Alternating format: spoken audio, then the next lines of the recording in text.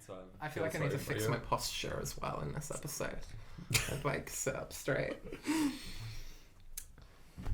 Hello and welcome to. Hi. Do you want to do that again? Or? I think that's good. Yeah.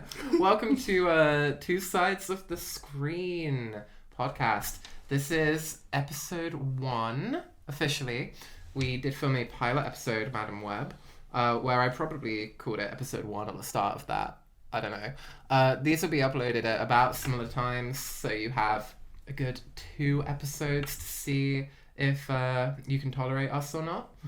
But yeah, this is a show where we go through a huge list of movies. I dug up 100 movies from IMDb, BFI, Letterboxd, whatever. Sorry, you're doing the hand gestures for me here, yeah.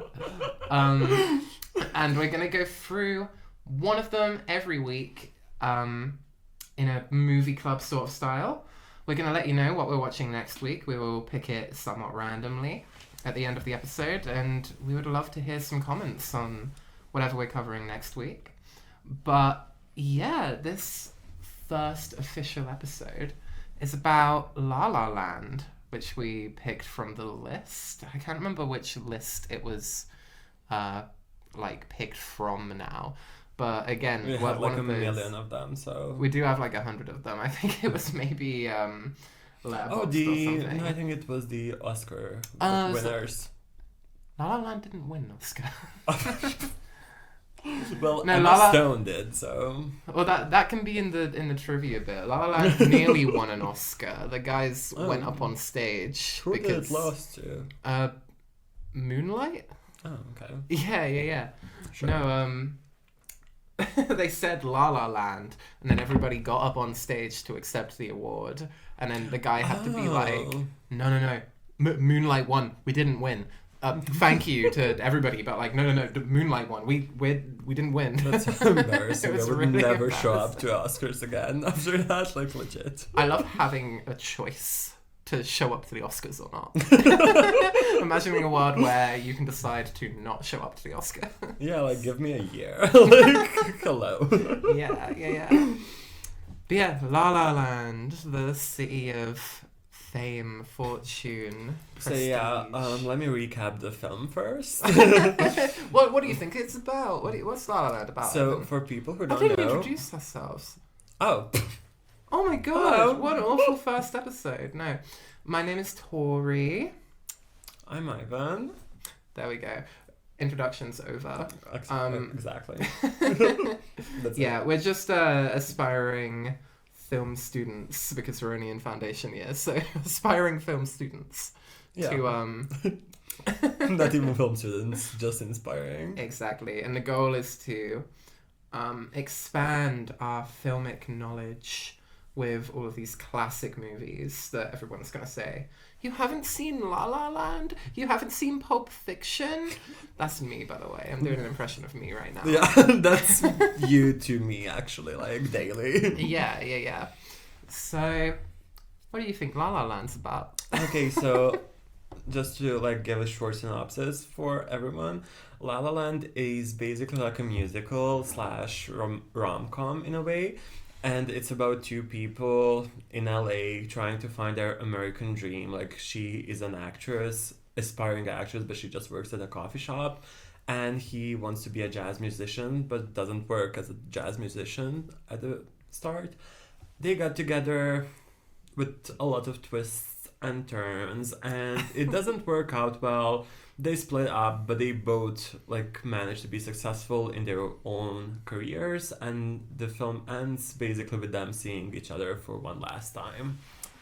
So that's what a lovely recap and stuff. That was surprisingly clean. That was a lot cleaner than what we could possibly come up with from Madam Web.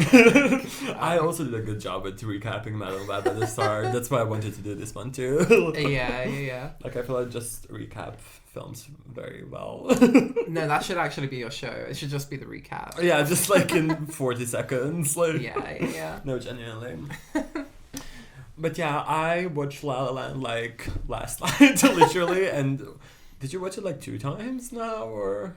This is Oh, I saw La La Land for the first time like years ago. Mm. This is a like classic movie for me at this point. Yeah. I've seen it good handful of times, but most recent viewing was in time for when we were actually going to record this rather than Monday. I saw it like Wednesday night because we we're going to record this Thursday. But yeah, we loved it. And you also like La La Land? No, I love La La Land. I was actually crying throughout the whole movie. Like I mentioned like this to you like a bit earlier. Like the first scene that made me cry, and I feel like from that point on, I feel like I haven't stopped being emotional while watching it, is when they meet at the restaurant and he just brushes her off, like, and immediately you're crying, and the rest of it is all through a thin veil. No, literally, like all like vision is blurry. I cannot see. Like I've heard that it has pretty colors. I saw none of them. Like, yeah, because I feel like that scene, especially having it like that soon, you know what I mean? Like it's really like has a huge impact. Because you think it's a love story, right? Like they like it's obviously like a setup. It's their meet cute, right? Exactly. Yeah. And just to have that like immediately without like any like foreshadowing or anything, just having that immediate like plot twist, like no, actually he does not care for her right now. It's just like he's going for his own shit with fucking bold ass JK Simmons. Yeah, and not giving them that like meet cute moment of like, yeah, he's like going through it, but he sees her and he's in love. It's just like, yeah, she kind of likes him and he does not care, and she's disappointed, and like immediately I was done. Like that ruined me actually. Like from that point on, I was done with the movie. Like, well, that leads on to like one of my favorite things about the film is that it's so consistently tropey throughout. It is so like over the top romance, like in certain bits, and the musical bits are so unapologetically a musical, like all the time, which we can talk about. The musical bits are, I usually don't really like over the top musical bits like in other films. I don't know, like when it's a musical, I like a little bit of a song and dance, but like not like the whole montage like they did in like for a few of them, especially like the final music scene. Like that's like really like. Oh yeah, what's that called when like all of the songs from the musical all come together and it's all calling back? I can't remember. There is a name for that, but no, but it's just like it's such a contrast to everything else that was happening in the film, because it's like very realistic, very grounded characters that like just like want very like real mundane things, like exactly, like it's ultimately like money. It's like the biggest problem in their relationship. Like they both just have a passion for something and they want to pursue that, but like, and then you got like cut off with like a musical scene and you're like, what the fuck is happening? Like what's actually going on? But it makes so much perfect sense, and it's such a high contrast between those two, but it works so well put together. And that contrast is immediately set in the first scene. I was going to talk about something else, but like just the opening scene is like such a good place to start on this discussion, because it fully sets up the tone for the whole movie. Just chills. It's grounded. Chills. The camera's going through all these cars, and it's just different people's radios. You know, you get a glimpse of Sebastian and what he's listening to. Get a glimpse of Mia, but then it goes past, and then it's full on fantasy musical. Everybody's jumping around, like no sense of realism. All of a sudden, thrown out the window for the musical segment, where they're talking about how great and awesome LA is. And immediately when it finishes goes back into that like, they're just stuck in traffic, like that's it. Exactly, it's like, it's another day of sun, and then like it ends, and immediately like Sebastian and Mia bump into each other on the highway. It's like fuck annoyed, you. No, I actually like love the opening sequence like so much, and it's like the funniest part is when it just like shows winter. I love that. Like it's all sunny. Out of winter. That made me chuckle. So I actually want that. Like that's the winter I want. Like unfortunately, the UK isn't giving. UK. You picked the wrong country. I need the LA winter. Like actually. It's another day of sun, baby. In the middle of winter. And also like that opening sequence, I feel like I could like just talk about it for like an hour, literally. Yeah. Because also the foreshadowing. Well, we've got time. So. Kind of. No, also like I don't know if I might be like completely crazy, but like the foreshadowing of like both like Mia's and Seb's characters in that like dance little sequence. Like, do you know like Well, like, Seb and Mia, I don't think are in that like musical yeah, number. but like Yeah. a lot of people like kind of wear the same outfits as they wore later on, like that yellow Yeah, dress. I don't know if it's like the same dress, but it's like very But just similar. all the vibrant colours Yeah, immediately popping off of everybody. Like, that's something that my partner Robin noticed immediately. Yeah. Was, Same, yeah. It's like there's a guy just dressed in like entirely in this bright red tracksuit Yeah. next to a girl who's in like a bright green dress or something. Yeah. Like, all the colours. It feels very Technicolor. It feels very like the Wizard of Oz, like, oh, they just figured out how to colour movies type deal, you know? But then it just goes back into that like everyday thing, like yeah, just stuck into traffic, there's nothing more to it.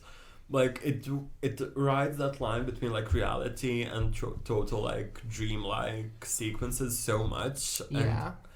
And I'm actually so surprised by it because like I thought I wouldn't like something like that because it goes back and forth too much.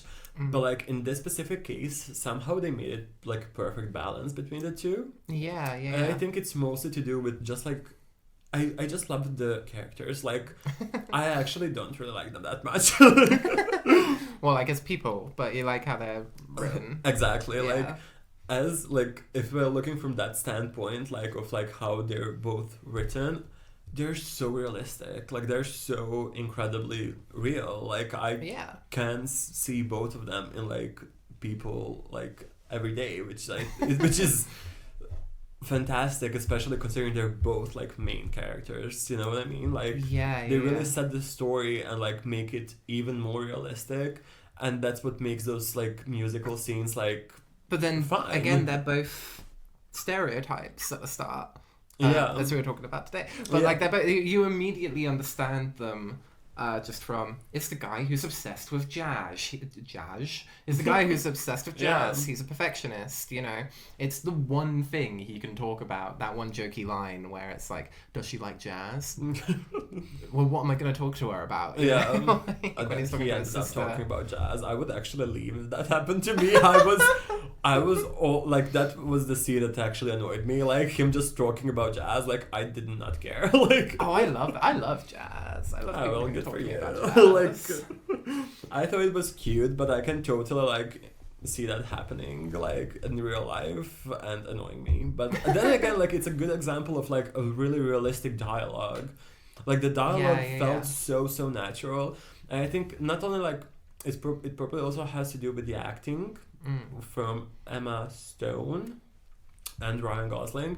Like the way that they like delivered their lines felt like they were actually having a conversation. Like I didn't feel like it was scripted at all, if that makes sense. Like the way they were like constantly like stuttering and It's like interrupting each other. They're falling over themselves. Like it's so like realistic, and I don't know, I love that. And their dynamic and their chemistry, like again, they never actually have a meet cute. Yeah, which is insane. They just bump into each other on 4 separate occasions. I had to count. Yeah. And on the 4th occasion, that's when they have what's that. First one is in traffic. Yeah. Second one is at the bar. Yeah. After that, party. Third one is at the other party. Oh, and you were counting the last one, like the ending. No. Wait, at that party where she makes him play Iran on his guitar. Is that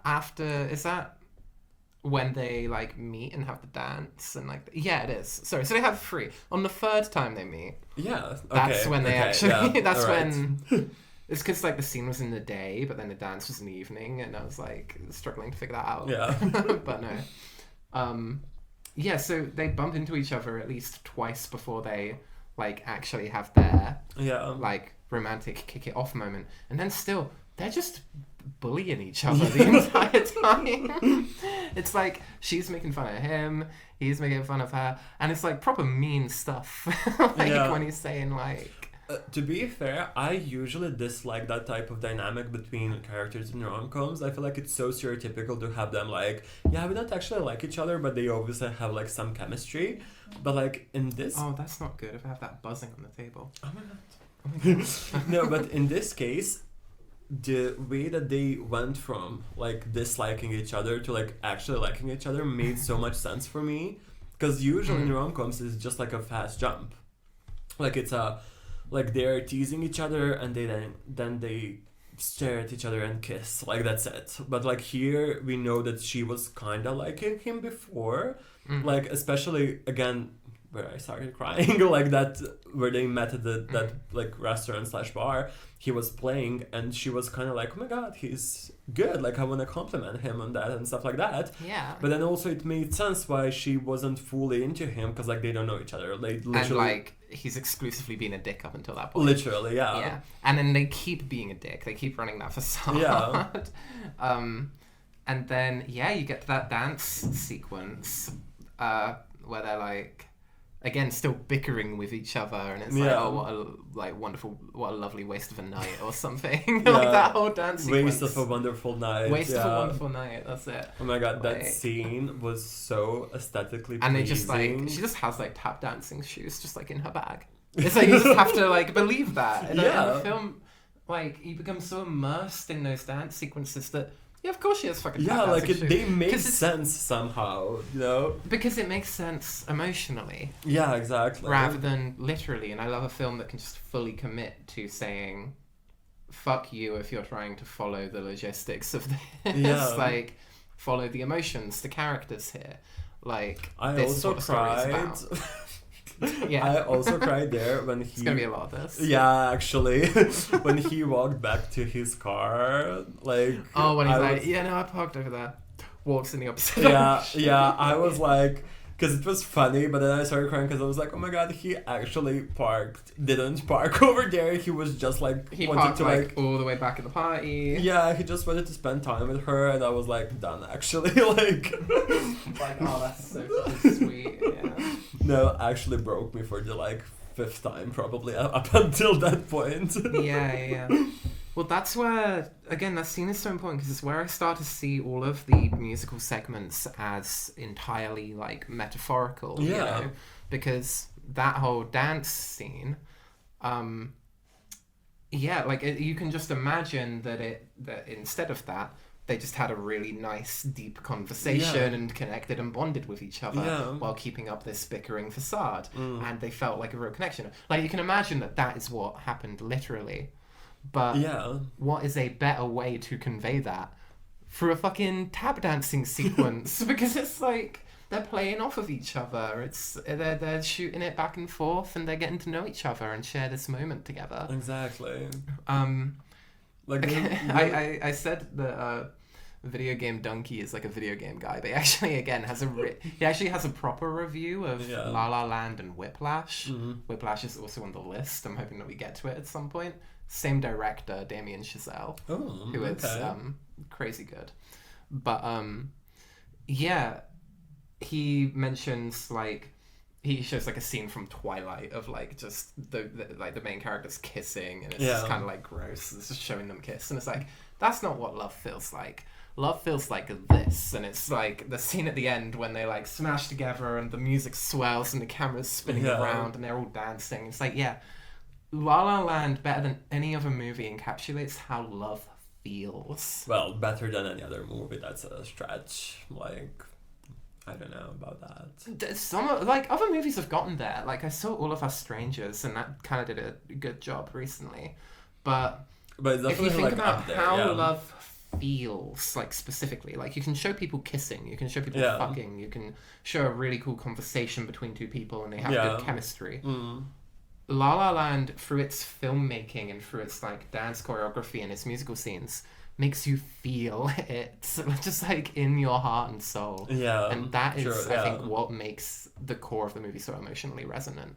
No, definitely, because I feel like those like musical sequences, they like really like visualize every single emotion and like thought that the characters are experiencing towards each other in those moments, which is like so actually hard to do, because like most films do rely on dialogue for that, for example, which I love. Like, don't get me wrong. Like, Yeah, I love dialogue, and I love like a witty banter between like two potential love interests. exactly, but seeing like something so different, like actually like showing us emotions instead of expressing them, I feel like it's such a like a it really has that like emotional impact on the viewer, definitely, and I love that.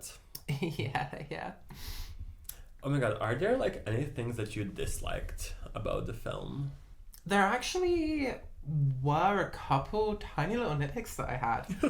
Given that this is my that seems like a really set up question, because I could have Thank said you. no there, but no, because this is like my fucking 5th viewing of this movie or something. There were a couple things that I picked up on, and I'm actually gonna have to remember them now, which is proof that this question wasn't set up, because I did not think about saying anything negative about this. My biggest, while you think about it, my biggest thing that I didn't like is the fact that she was constantly having a boyfriend, like, while they were, like, obviously, like, flirting with each other. Like, I don't know, I think cheating's badass. No, I think it's a difficult situation because it's like LA, obviously. I so, think like, it's definitely like realistic and difficult. I was just like annoyed with her in that moment. No, actually, do you know what my least favorite thing about everything is? So like, no, this actually got me like annoyed, and then I obviously started crying a bit later. But like the audition scene where she like talks about like her alcoholic mother, but the way that they who was the grandmother. okay, yeah, the alcoholic actress in her family, where they were like just like, oh my god, so we want to build a character around the actress, so tell us what you can do, like don't read any lines, like what do you mean, like what kind of audition goes that Just way? tell a story. No, I actually hated that because No, like, I think that happens somewhat.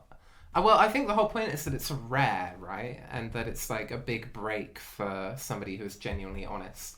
yeah, but like she doesn't have a it name feels... for herself, for someone to build a character around her, and I feel like that's like obviously like a lot of things are unrealistic, like actually just making it as an actor or like But then jazz also musician. like the film could flop. Hypothetically, Yeah. it's also really lucky that the film did well, Mhm. like in that situation. But also, I'm kind of playing devil's advocate here because I also agree that both Seb and Mia's success, eventual success in the industries, feel quite contrived. Yeah. Like just that it happens so quickly. Yeah. And that was actually one of the points that I said. Like, I'll play devil's advocate and say, like, it is somewhat realistic because all it takes is that one big break before everything's okay again, which is kind of a very cynical take on it. Yeah. Because it's so clear from the start that Seb and Mia are both talented, they are both hardworking. And they really, like, have so much passion for what they do. Yeah, like, they're passionate, they're hardworking, they're dedicated. Like, there are no flaws as far as their creativity is concerned. Yeah. It's literally just that LA is fucked, right? Like, it's just that the system is not meritocratic. It's entirely luck based. And eventually they get lucky. They just get lucky at different times. And I do think that a lot of the themes of like money troubles and stuff like that feel a bit rushed. My problem was with Seb's arc specifically, rather than Mia's, where Seb, he's worried about money, but he only mentions it like once. It's like, he has the setup of the chat with his sister where he's broke, but he's clearly like kind of fine with being I love broke his at the moment. sister, actually. Like, she's one scene and she killed it. No, like, I actually love... No, like, I'm reading maybe, like, a little bit too much into her character, but I love how, like, purely realistic, like, fuck Hollywood her character is. She's just, like, find a real job. Like... I fell in love with her for that, like, little time that she had, honestly. Well, no, but yeah, that's the thing with Seb. So, like, his money troubles are set up, right? Yeah. I'm surprised that Mia doesn't have any money troubles. She's shown to share an apartment with like 3 other aspiring actresses, and presumably her boyfriend's I'm guessing plural, have like helped her out at some point, and she works at a coffee shop. So I guess it's like she's enough, kind of but, like, because she seems like she's doing everything she can to like not struggle financially, because she has a job, she has roommates and stuff like that. It's like from the start she seemed to have like a little bit more stability in her life than he did. Yeah, I kind of wish that theme of like struggling with money was explored a bit more, just because I feel like that is the fate of most artists, is that like you don't have money to do it. And that's going to squander a lot of your creativity, and that's what like really fucks over like these talented people. It's not even a lack of luck, but a lack of funding, a lack of money, previous success in order to push them forward.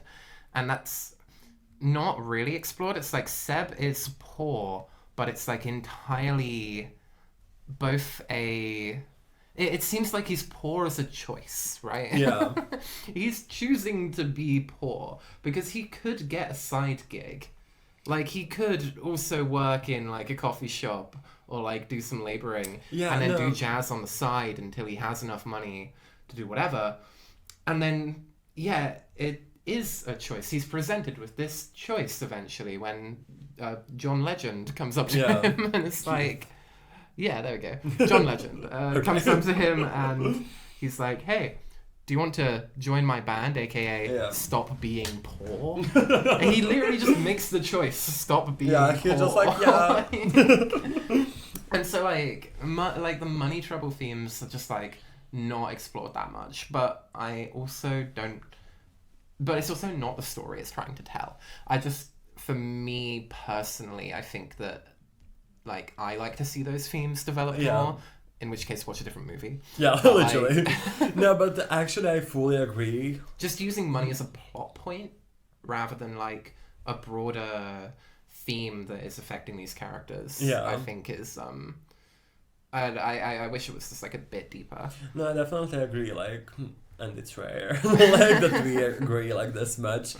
But no, I definitely agree, like, that's one of my problems with her, just, like, easily getting that... audition, like a role made for her, because it's like it feels like a lottery ticket, right? It feels like she was struggling and then she's not struggling all of a sudden. And again, that is, and like, I get it, like, if I want to see a plot that goes more into that, watch a different movie. But it just like it happened like way too easy and way too fast, you know what I mean? Like, but I think it's because we are too invested in those subplots when really we should be thinking about how, or I guess we can think about it in whatever fucking way we like. But it's our podcast. But the film wants you to be so invested in... I will talk about subplots, actually, like... Because there is the A plot and the B plot, the A plot being their romance, and the B plot being everything else, right? And every other, like, B plot thing gets solved very quickly, very conveniently. But what's important is how that impacts the A plot, their romance, and that is, like, what the movie cares about.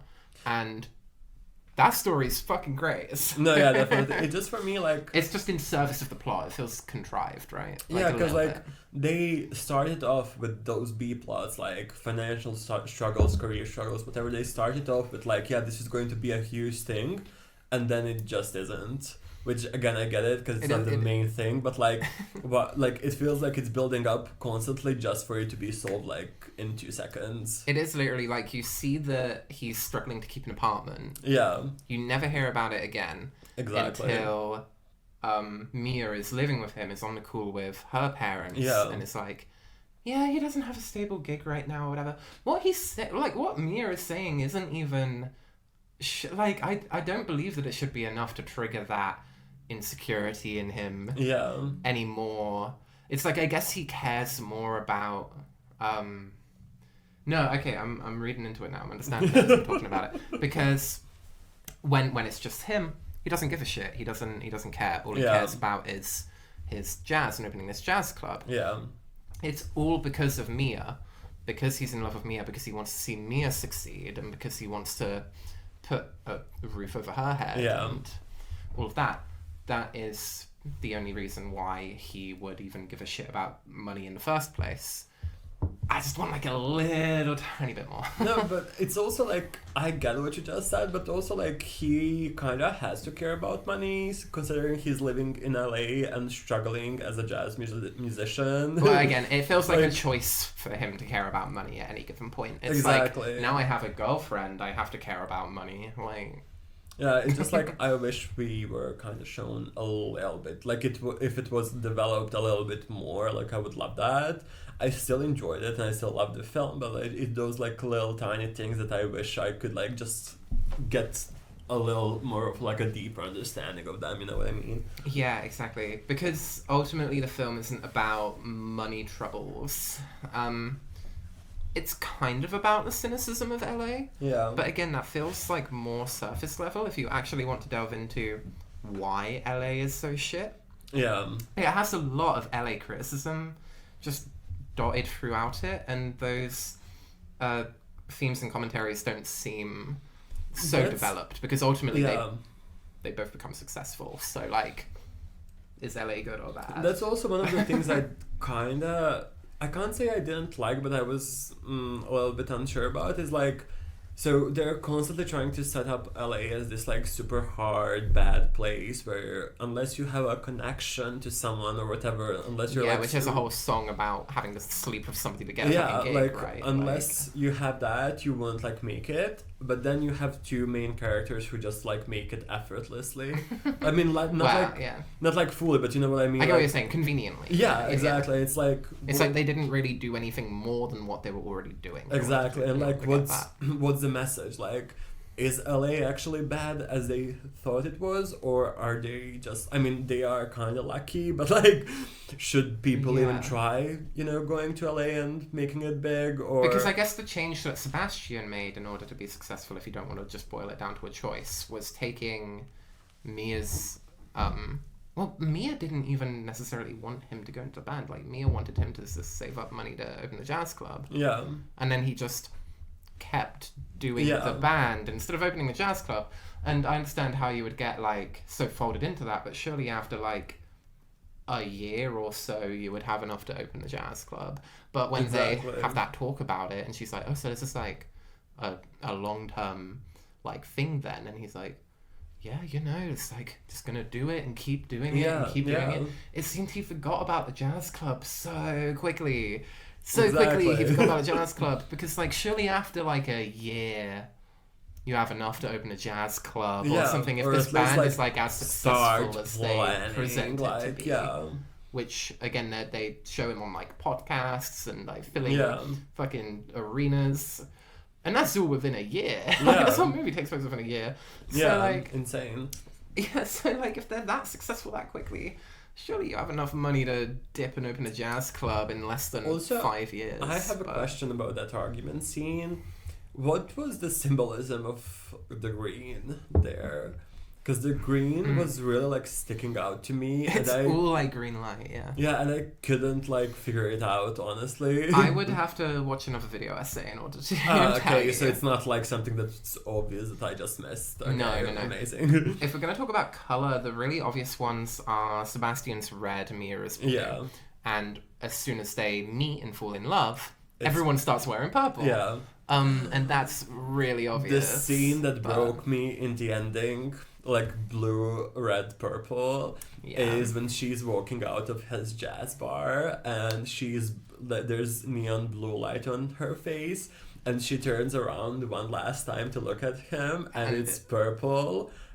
I am not gonna start crying again, but I could very well. Like, no, I can see you tearing up. Like, that actually broke me. Like, I can see you tearing up. Like, yeah, because I was like, that final, like, musical sequence was kind of too much for me at that point. I was like, you know what? No, that's the bit that I usually break down at. No, I actually wasn't crying there, because I was like, yeah, I have no tears left to cry, like, not to quote Ariana Grande, but you know what I mean. Like, I genuinely not to quote Ariana Grande, like, as I do often. I genuinely could not just cry anymore. I was like, yeah, they saw each other, they had a full fantasy about what their lives could have been. I do not care actually at this point.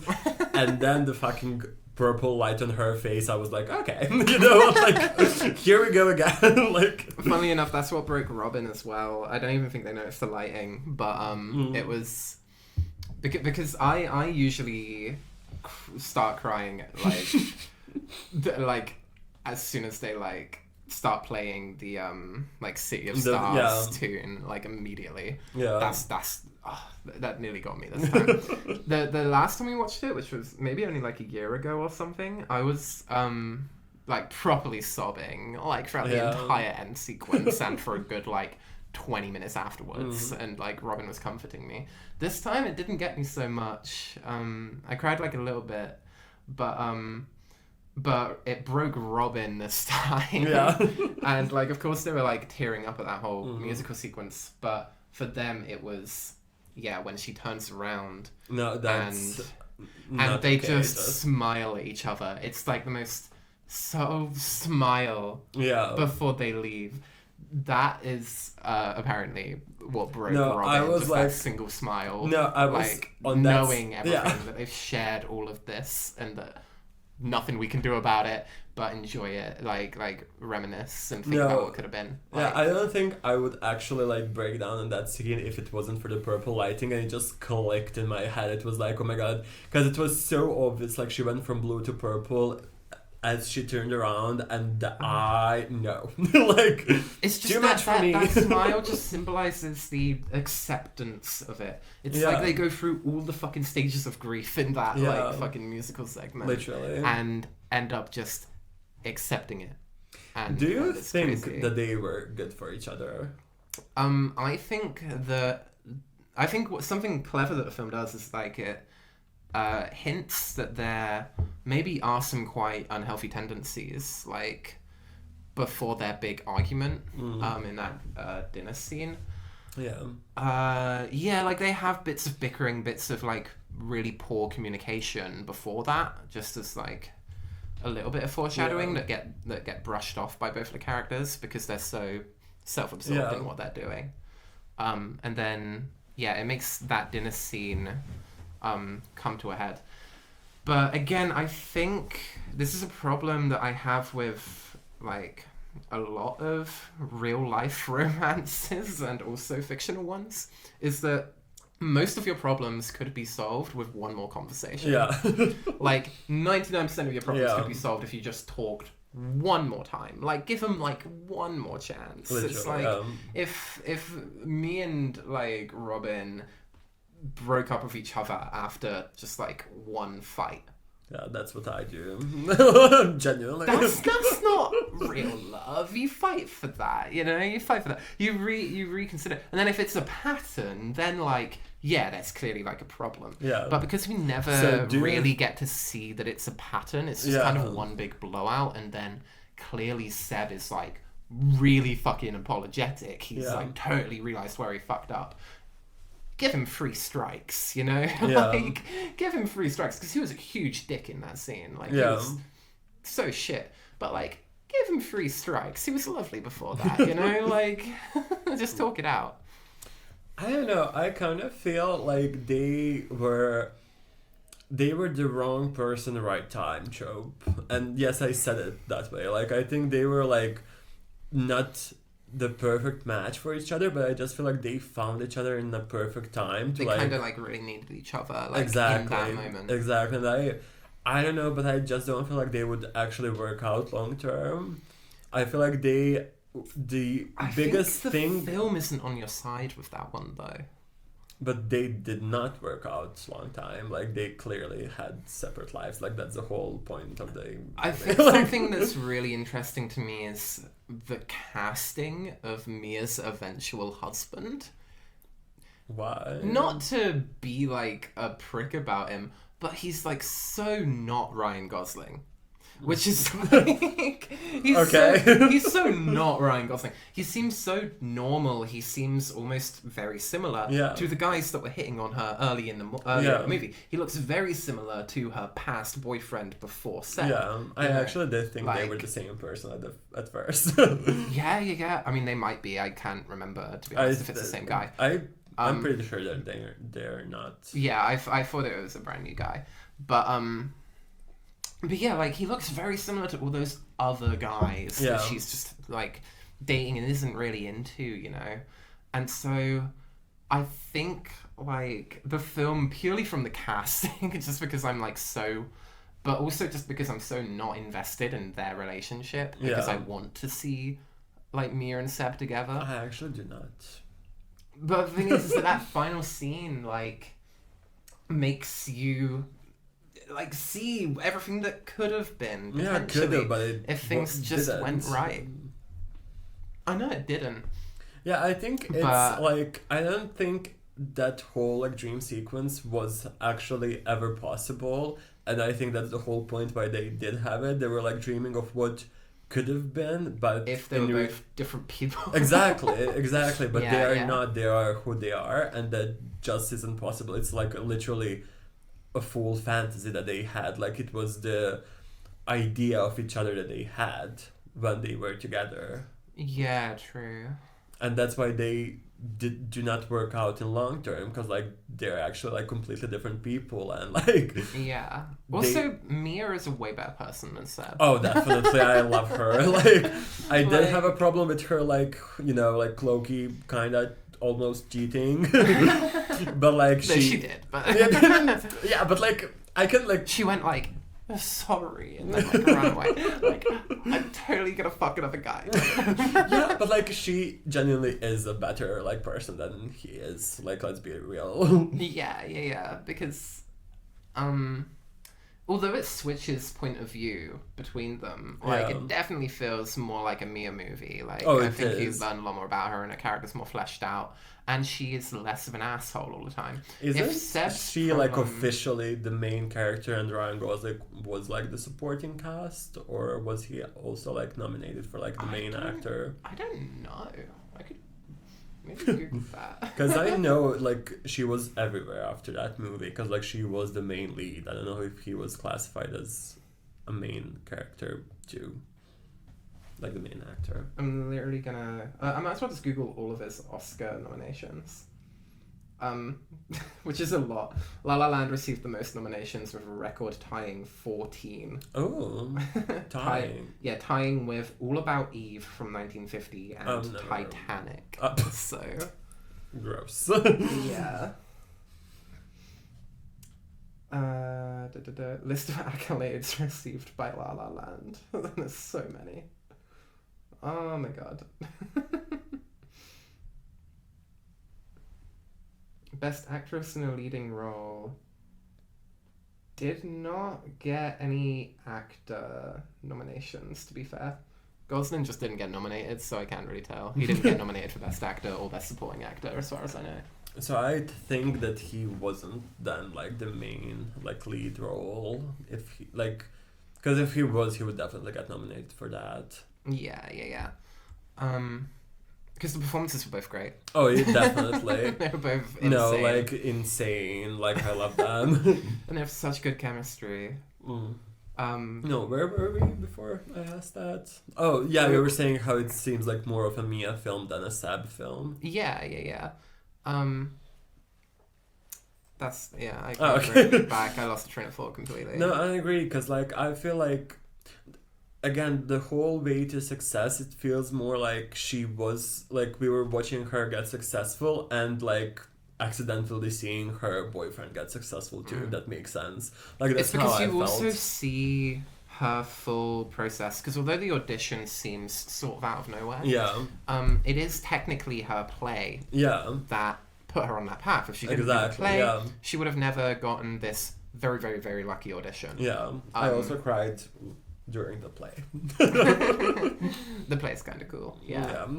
No, it's really cool because there's a whole musical sequence with it, isn't there? Yeah. Yeah. And then no, she I ends completely it, forgot about that. It's and- really nice.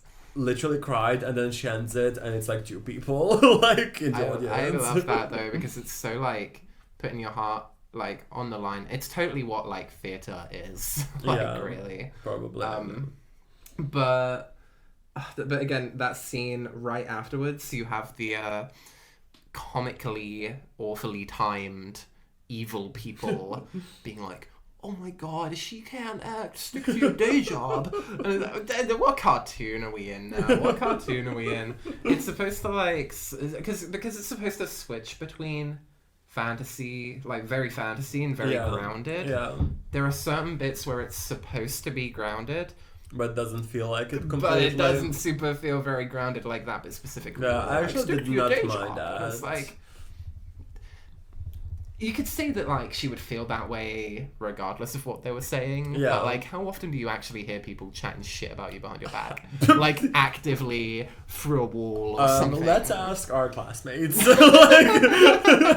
How often do you hear us talking shit behind your back? Next to your back, Next to in your back. front of you, like. Well, that's the thing. That would be realistic. Those characters are like us, where we just say it like fully within earshot. Yeah, of that's the why I person kind of that didn't they mind do. that one. Like, it felt like, yeah, that happens, I guess. I don't think that happens. Also, like, who is slagging off somebody for doing like a one-woman show? It's like, that's one of the most respectable me, things. Like, easily. You slag people off for reading a book in person right in front of them, to be my honest. God. You're literally doing that. Oh my god.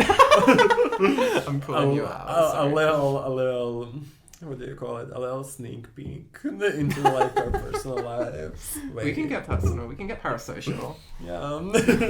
Make fun of people. Yeah.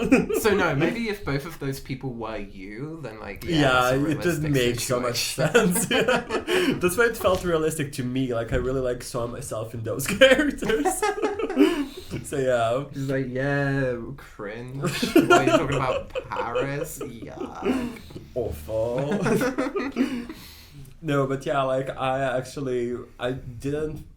It depends on I think it for me depended on like the actual scene where it kind of like supposed to be grounded but like isn't.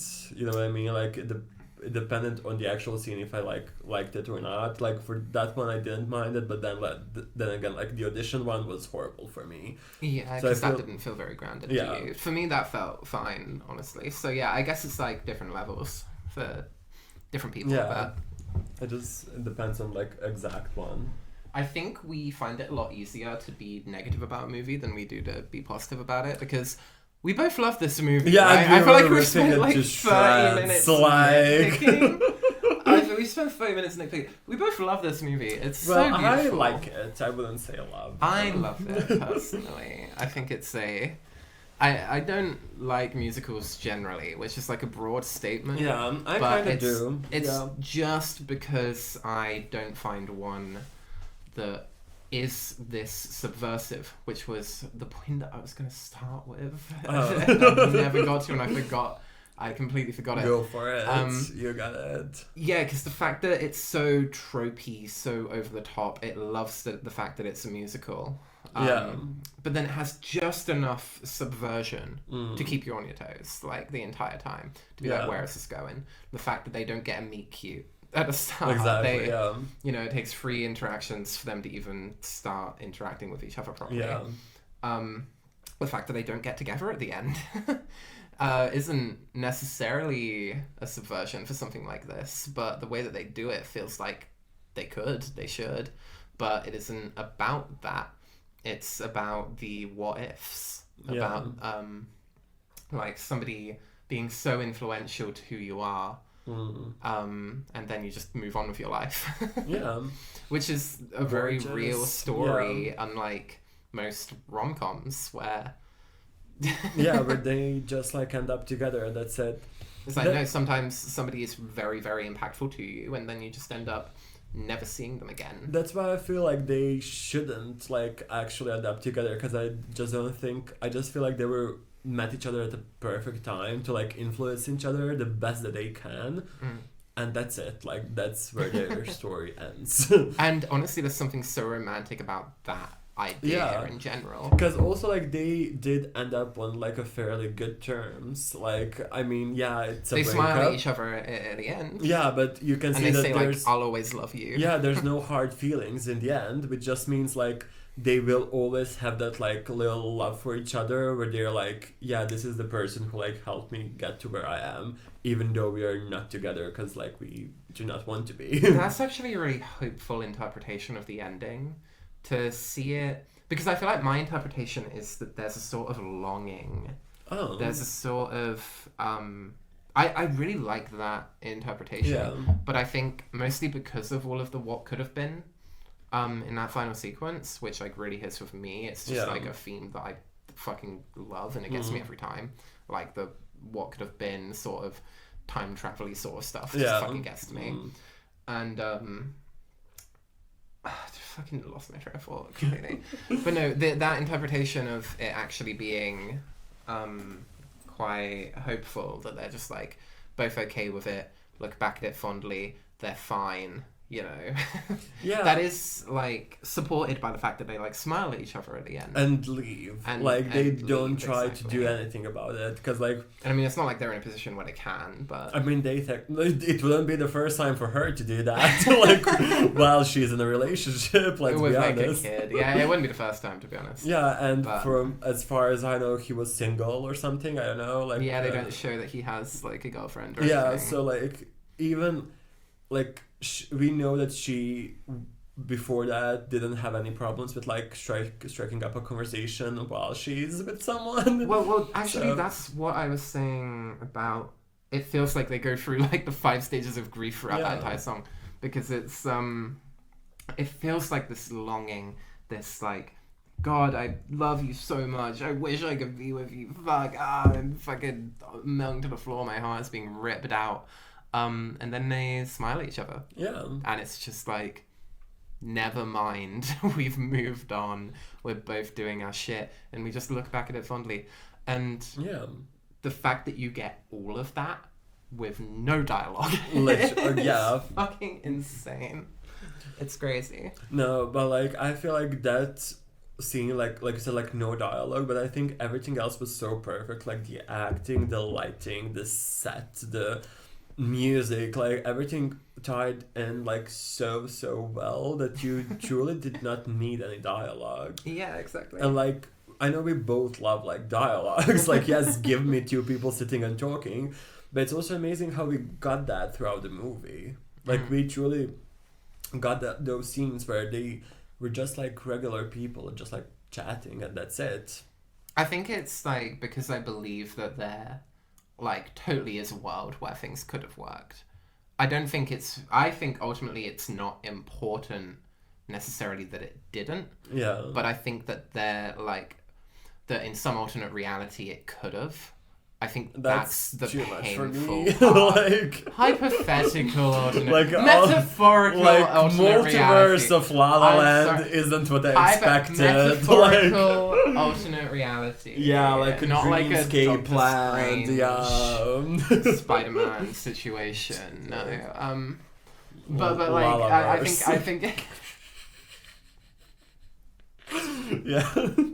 But no, I think the fact that like I think with my interpretation that they totally could have been together, because I think that they're the right people and it was just sort of a wrong time-ish. Yeah.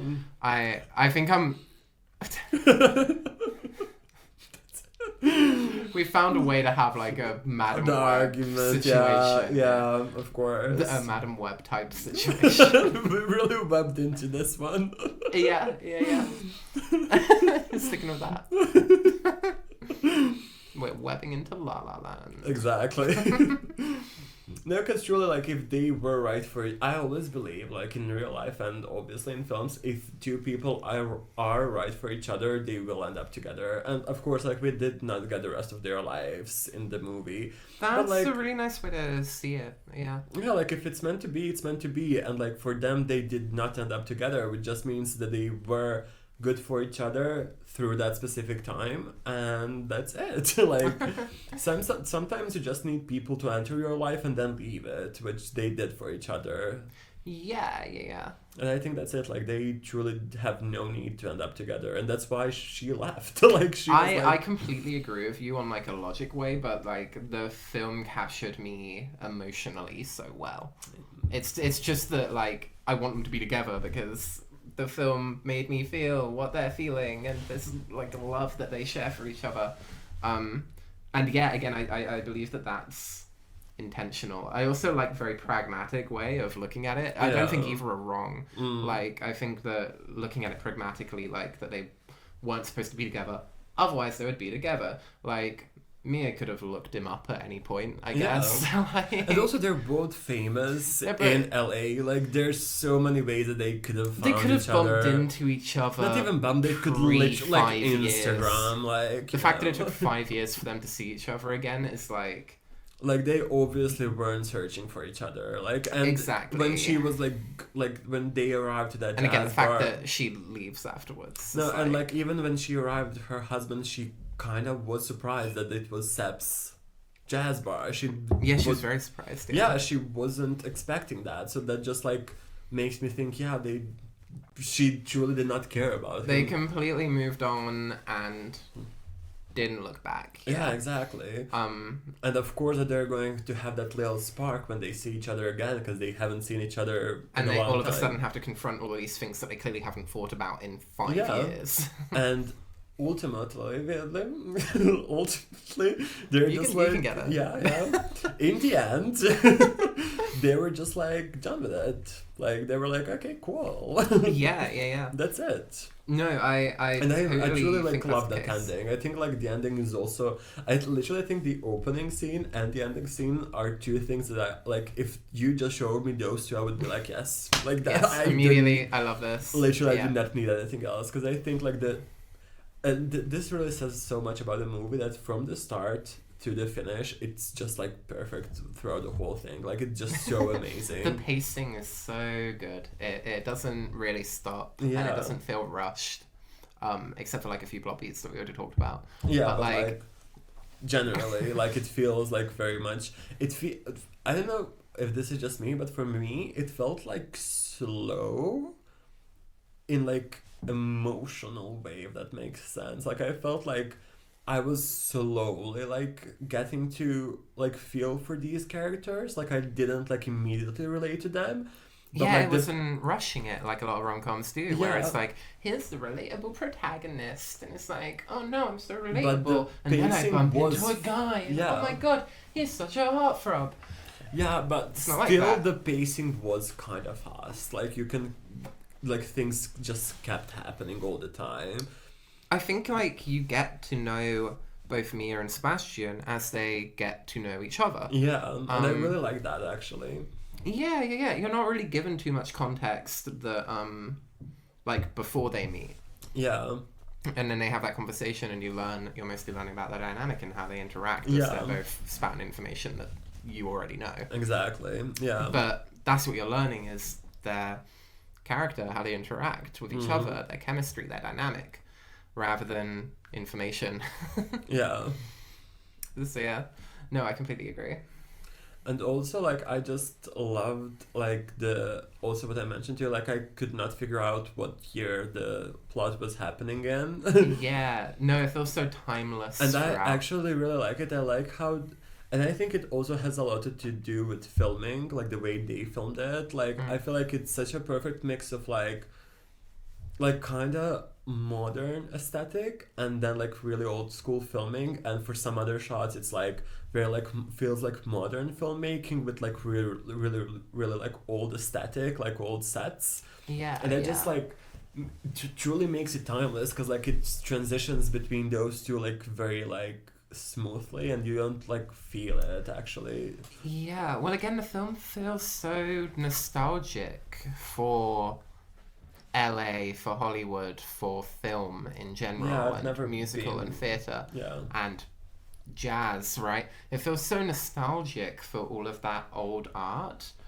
And again, I don't really know what it's trying to say then about LA and Hollywood, because there is a lot. Like they have like all these snide remarks about how vain everybody is in Yeah, Hollywood or whatever. yeah. But then again, the film is still doing the Once Upon a Time in Hollywood thing, where it's just like, which I love that movie, but it's very much idolizing this classic Hollywood Yeah. aesthetic. Yeah, it's a little bit giving, like, American propaganda, like, if I may say so myself. Like... And kind of like the way that the characters shit on it just feels a little bit like, no, we're not like Hollywood propaganda. It feels a bit like self-aware, like, trying to be excuse relatable, itself and then, like, yeah, exactly. for ultimately, I think, being propaganda. Because it ultimately is quite a vain story about two successful and talented people who, again, choose to have money problems. Yeah, you know? literally choose to. Like Mia's not gonna go homeless; she's gonna go home. Yeah, right. Like, oh, how lucky. Literally, right? You know, these two like successful, talented white people in LA who are going for their dreams and they're not making it until they make it. Yeah. Because again, the story isn't about that, but then like all those thematic elements of what LA means are kind of left to the wayside. No, definitely. Like, and I think ultimately then it's just like, idolizing Hollywood in a way, because Hollywood does give them everything that they want and need. Yeah. Eventually. No, I said I would like if they like developed more into like the financial like aspects and stuff like that, but I actually don't think I would like that.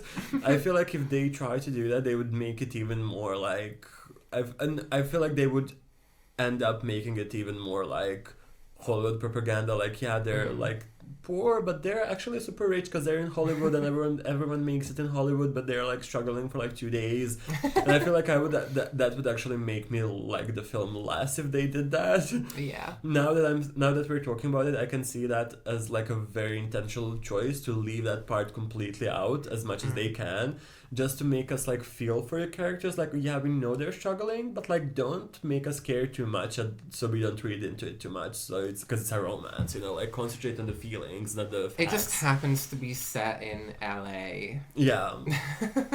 Because that's where the artists are, I suppose. Yeah. But if you set it anywhere else, it would be like such a different movie aesthetically. Yeah. But you could tell the story anywhere, really. Yeah. So I guess it's like looking at the aesthetics in isolation. Yeah. Like, what is it saying about Exactly, yeah. LA, about Hollywood? Because the aesthetics are so fueled by that. Yeah. But I forgot my train of thought. You're really like giving today, like I'm fucking losing it. I'm tired. This is the problem. I've had an entire can of Monster and I'm still tired. Yeah. It's okay. It'll come back. Hopefully we'll see. Okay, no. You can fill the air. You have more things to say. No, thank you. I was just trying to let you finish, but No, it'll come back to me like mid-conversation again. I'll be like, no, remember. Okay. Yeah, okay, amazing. No, I like just wanted to say like that. Yeah, but just like if it was like set anywhere else, the story still could work as like two people chasing their careers, but like it just would be a completely different aesthetic, because like LA brings that like the glamour, like, because even though they were like kind of struggling, like the whole thing was glamorous, like it was this like nice parties and stuff like that, but you have like two people who are like supposed to be poor. You know what I mean? But like they both drive nice cars. Like they're both just like living life. Yeah, he has a fancy ass retro car. He does. He can sell that for the rent. Again, he's choosing to be poor. Yeah, exactly. So yeah, but like if you overlook that, then it's like perfect. I remembered where I was going. Okay. No, because the pragmatic angle that like you're taking with the ending kind of makes that even like a bit worse, because when I said like Hollywood gives them everything that they want and need, right? I was thinking, well, the one thing that Hollywood took away from them was their relationship. Yeah. You know, like you can interpret it that way, that like if not for the Hollywood cynicism, if not for like the constant drive for artistic success over everything else, then that would have made it so that they could have had a relationship. You could almost see Hollywood as like the villain with that interpretation, but that does go against your more pragmatic angle if they were never meant to be together. Yeah, because I don't see the Hollywood... Because that's why I say wrong place. Yeah. Like you know. Yeah, but I truly do not see Hollywood as something that took away their romance, because like in the end because obviously we don't know about his full ending, but she was happy, had a husband, had a kid, had a career. Like she got everything she wanted. But like I think this is a generous interpretation as far as like what it's saying about Hollywood. Yeah. But so like kind of playing devil's advocate on the sake of the movie, because I don't think you interpreted it this way, but I think I'm digging into kind of how I might see it. Okay. is the, again, if you want to give it benefit of the doubt, is that like it is the cynicism and drive for success from LA, from Hollywood, that drove them apart. If the story was told anywhere else, if they were normal people in like fucking Albuquerque or something, then like sure, in fucking Tennessee and Chicago, whatever. Yeah, fuck, never right? heard of any of those. They're just places in America. I've never been, actually. Me neither. Okay, geography, I guess.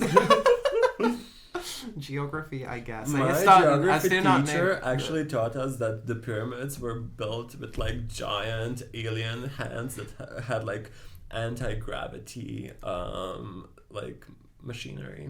I thought your Croatian education system was good. I thought it was like better than the UK. No, it is. It's the professor. It was actually. the teacher, yeah. Yeah, no, I actually loved him. He would like no, actually, anyway, like let's move on. He was my fave. Like shout out to him. And the aliens. Yeah. Yeah. No, I feel like if it did take place anywhere else and the city itself wasn't constantly pushing them, putting this financial trouble on them, giving them this constant ego problem as well. For Seb specifically, he clearly has an ego problem, because he like is talking about the Samba tapas bar and like how that used to be his club and now it's not, and he's really bitter about it. It's an ego thing, and so. And even the way that they idolize the old classic Hollywood, the way that Mia idolizes old films, and the way that Seb idolizes old music. If these two people met just in a different place, then their success and their drive for success wouldn't have driven them apart. See, I do not believe that. That's fair, because again, that interpretation I think is generous on the side of the movie, but it might be what it's going for. I don't think so, because from the start, they were both very driven to success. Like, we start, like, the way they are introduced to each other and to us. You see Mia's home, you see Mia's childhood bedroom, and she's got, like, pictures of Paris everywhere, and like they like, different movie start posters. like that's one of the reasons they work together. While they work together, because they both have the same ambition and the same goals. Yeah, it's just like when they push each other forward. Exactly, they needed each other to push each other, not to love each other. Like, that's what I like got from the movie. Like, they needed each other for their careers.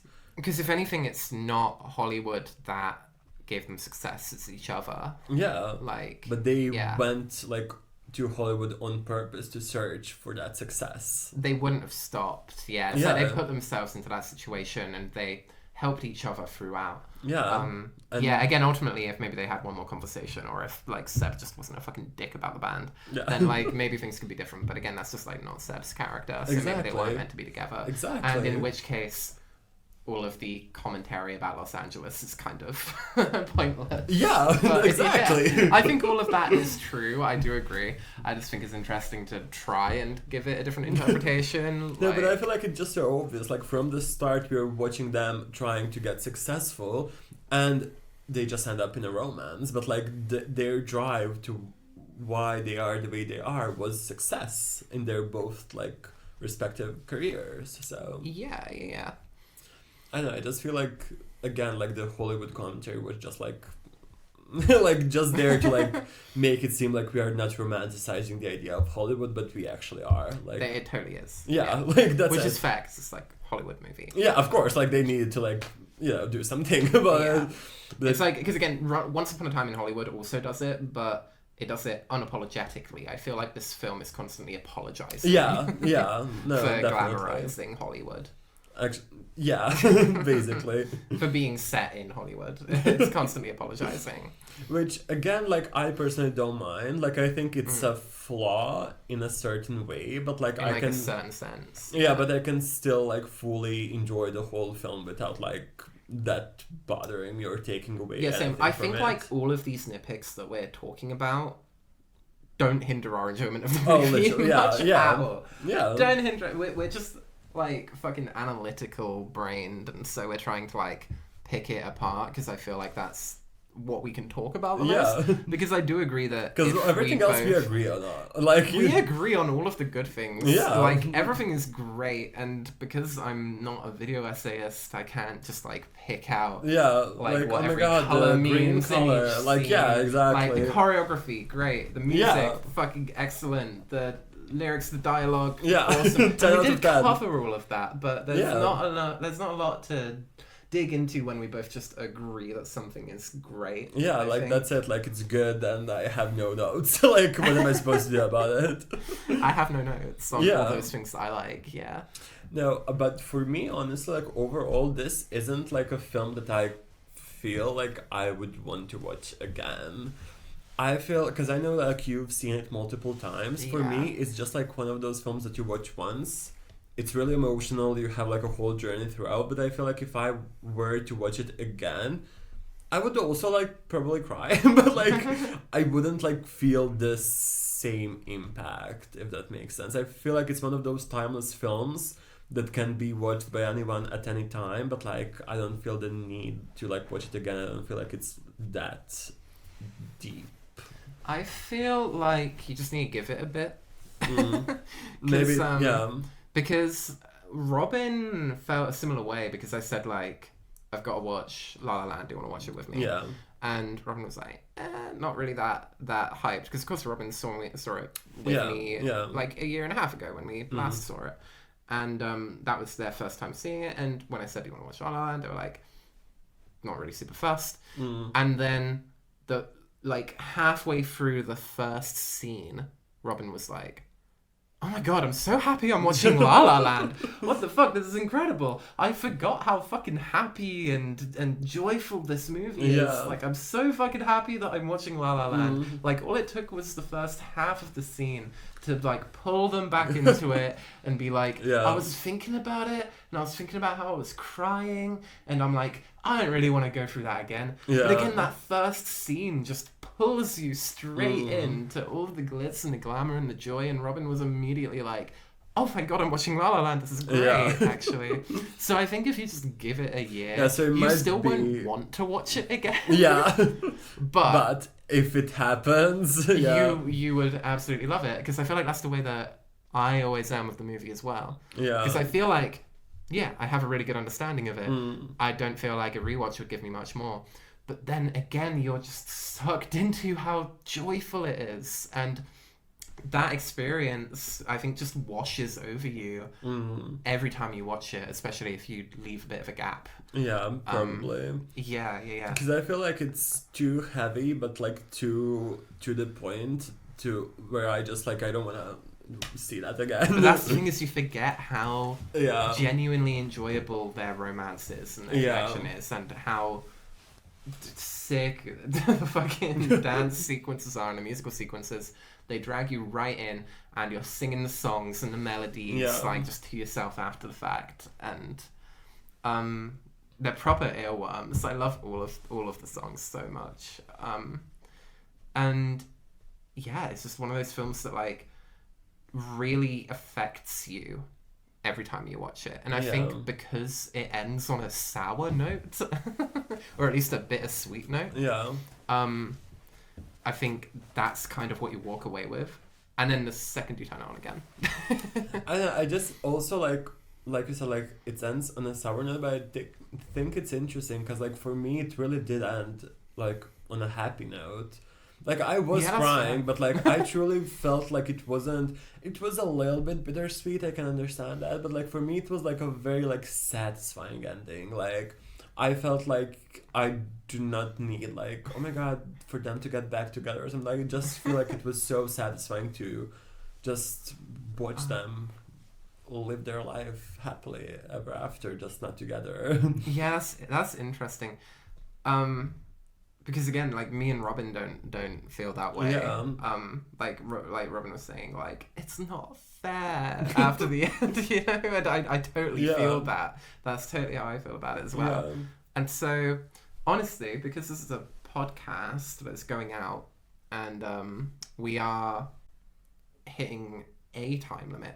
We don't know what the time limit Oh for my this god, is. do we have a time limit? How We long don't have a are we? time limit, but we've been recording for an hour and a quarter. Okay. So we can move on to trivia. I have some trivia. Hour Are you checking and that a your phone is quarter. on? That's very important. Okay, it's. Are we rolling? Imagine if I just didn't press record. Like, that would be so funny. I did, actually. But for some reason, it's not telling me the time. Like, how long has it been recording for, which is... Concerning? Yeah, because it always says, like, in the top... Maybe it's just been because it's so long, they just, like, didn't... Yeah.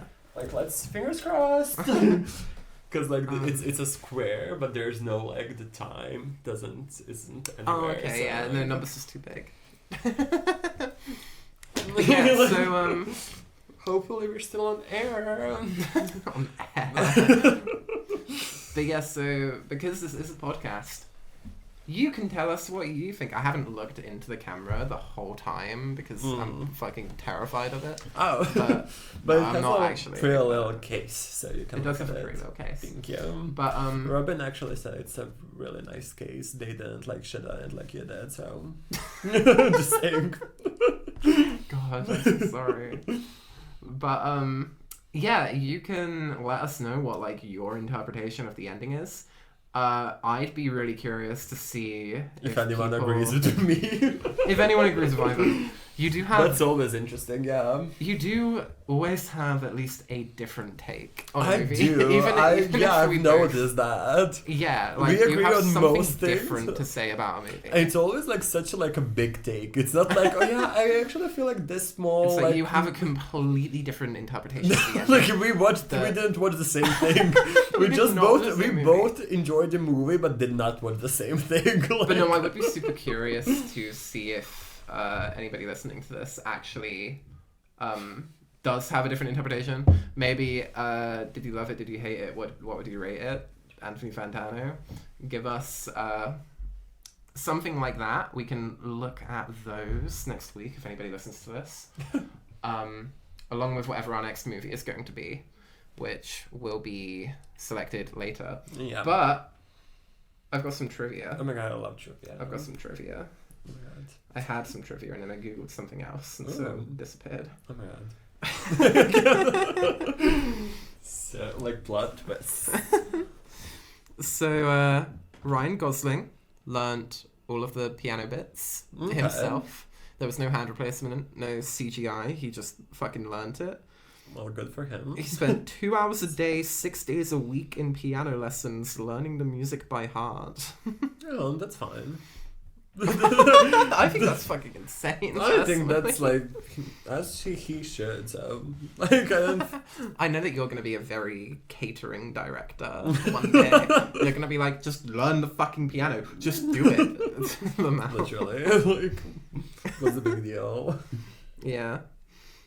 Have we got any more cool trivia here? The dance scene in the I Hollywood also Hills. did not know that jazz had that much piano in it. That's a you problem. Genuinely. No, I thought like You need to jazz. listen to jazz. You need to listen to jazz, man. No, I felt like jazz was all like saxophones, you know? And like all of those like chin instruments like that you blow into. Yeah. Sometimes there's a saxophone. Doesn't have to be. That's like jazz piano, jazz drumming, jazz whatever. Oh my god, that's actually crazy. Like, Yeah. That's why they call it a jazz band. oh. You know, it's not just like one guy and a saxophone. Yeah, because I always like just saw like jazz saxophones. I didn't like.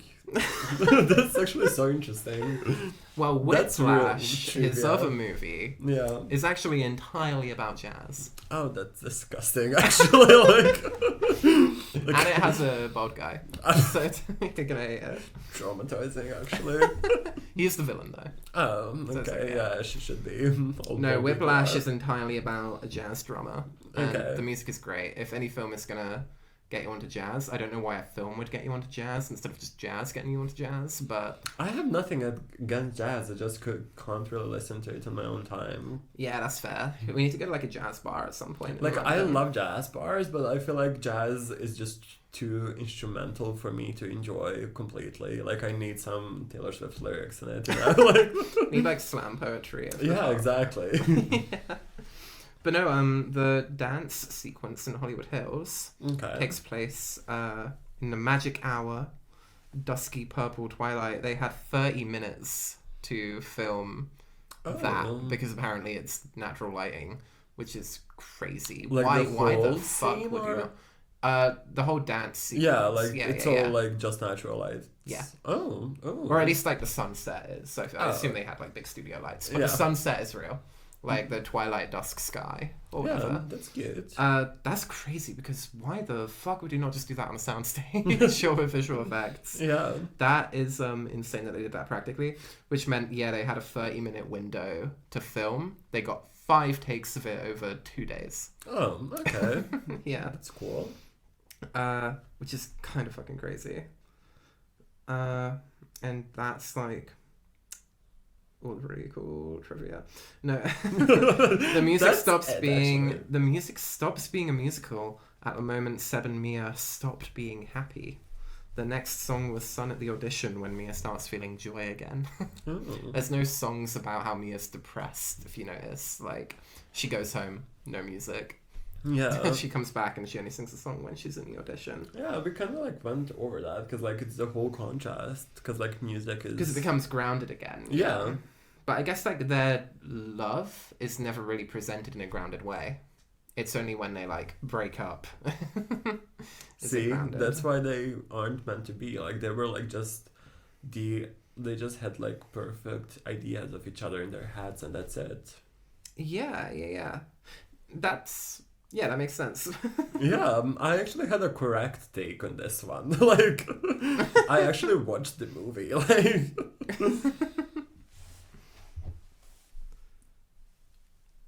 yeah, honestly, like a lot of this is like comments from cast and crew that are kind of supporting you. Thank you. Although again, I think it makes you feel like a different way. Like there's some sort of longing. But I do agree that I think the film's stance is more pragmatic. Emma Stone comments, even though Mia is happily married and has a baby, this movie celebrates those loves that came before and that they're just as important as the love you have now. So, it's the acceptance of both of those. Like, she can have 2 loves because she's a cheater, so... Yeah, exactly. No, just like 2 different loves. 2 different types of love that she experienced. Yeah.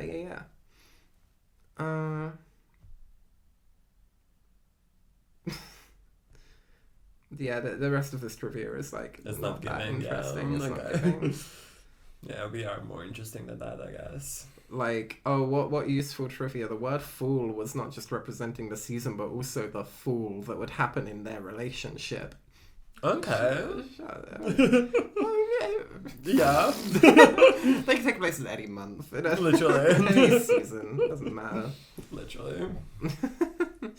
Like, it's neat, but, like, I don't have much more to say about that, do I? I actually love those, like, little, like, sneaky, like, references in the dialogue to, like summer being a name and also being a season. I can explain this better, actually. But, like, a lot of times, if you notice, like, when you have a girl named Summer in any, like, films or TV shows, it's gotta be some play on words with, like, this season Summer. You know? Yeah. You know what I mean? Like, it's always like... That is a romance trope of, like, seasons being a part of it, yeah. Yeah. Which is why I have, like, nothing else to say about that fool thing, because that feels like such an obvious choice. It. I just love it so much, actually. I also hate the word fool. Call it autumn. Yeah. I actually... Stop being American. I actually agree. Autumn has a nice ring to it. Fall is just like, okay, like, the leaves fall, like... Because again, like, you can call... You can't really use spring as a name, can you? You can use like the spring months as like April and May. True, that's what they do instead of calling them spring. Yeah. Nobody calls anybody July. Yeah. They just call them summer. Yeah, and summer and autumn have like are names for Are itself. just names because you don't want to call anybody October. Yeah, and winter Yeah. is through Christmas, so you have names like Carol for Christmas or Why was that thought really thought out? Why do you have opinions on this? Because like character names are very important. I love reading into them, like what they mean and why do they mean that, what they mean, you know. Yeah, that's fair. That's fair. But yeah, there are names representing like every month. Anyway, we're just waffling now. Yeah. So I also love the word evergreen. I just wanted to share that. I felt like it was the right time. I actually wanted to say that like since yesterday. I just didn't have the well, opportunity. if you've made it this far, I hope that you are as delirious as me. What am I doing? Saying the movies that we picked. Should I do them in like order that like of the numbers that we put, or just like randomly, or should I go like number one, everything everywhere all at Yeah, once? number one, number two. Okay, so we picked. Yeah. So we picked 20 movies that we're going to randomly select a number and like choose one of these for the next week's episode.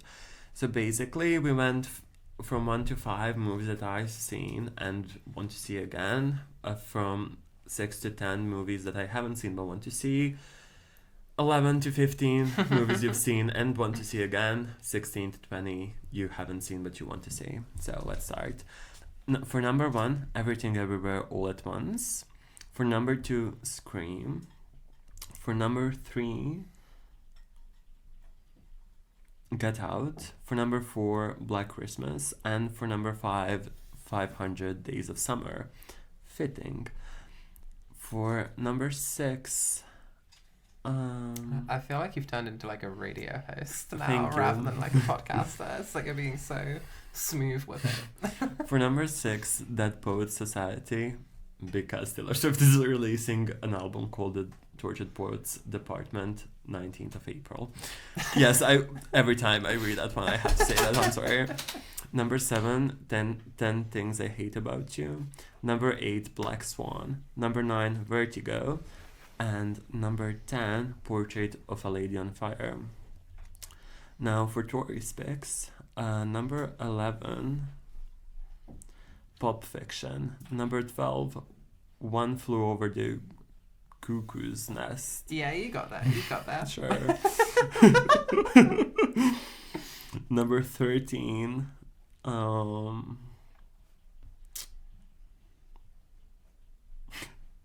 is it? Imagine I didn't number 1. Very likely, actually. Am I insane? So number 13.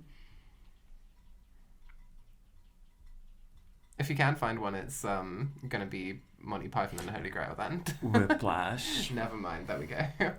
Yeah. Number 14, Scott Pilgrim versus the World. Number 15 is the one that I haven't actually like seen as the number on here, so that's very likely skipped. Like actually, while I was searching for number 13. Oh yeah, number 15, Lady Bird. Number 16, The Good, the Bad, and the Ugly. Number 17, Howl's Moving Castle. Number 18, what if You struggling? Mulholland Doctor. Mulholland Doctor. Yeah. Yeah. You know what else that shortens to?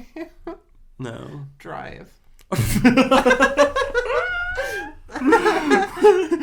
How is it DR? Because that's how you Full shorten stop. drive. No, that's how you shorten doctor. It's Mulholland Drive. Okay. Okay, so Mulholland Doctor. Number 19, The Shape of Water. And 20, Citizen Kane. There we go. Thank you, radio host Ivan, for listing all of those. You're welcome. Now I am going to random number generator. Oh my god, exciting. 9.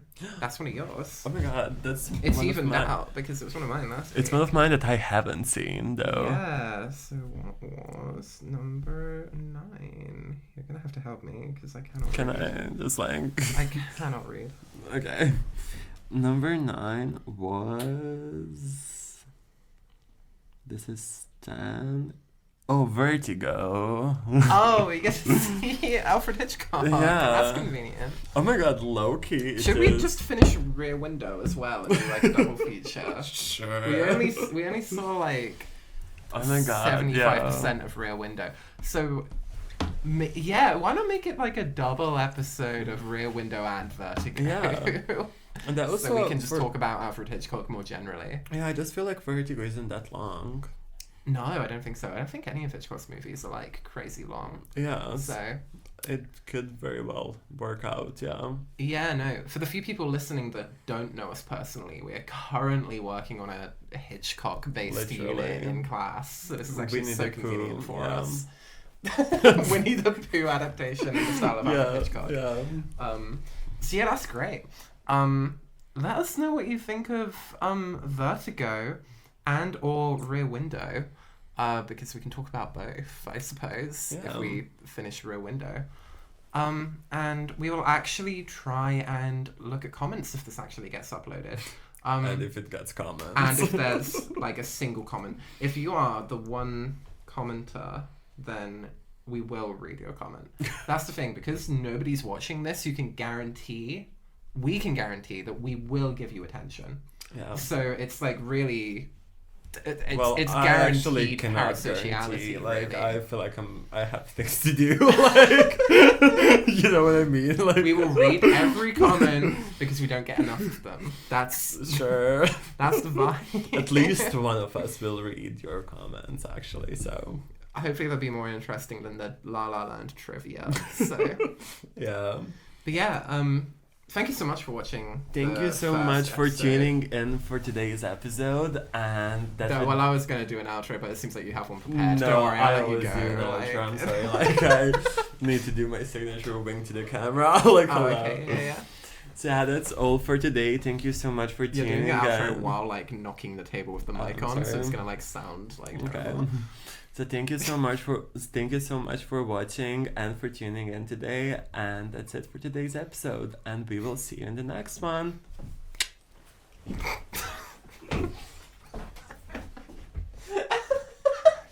And that was recording, I think. Hell yeah!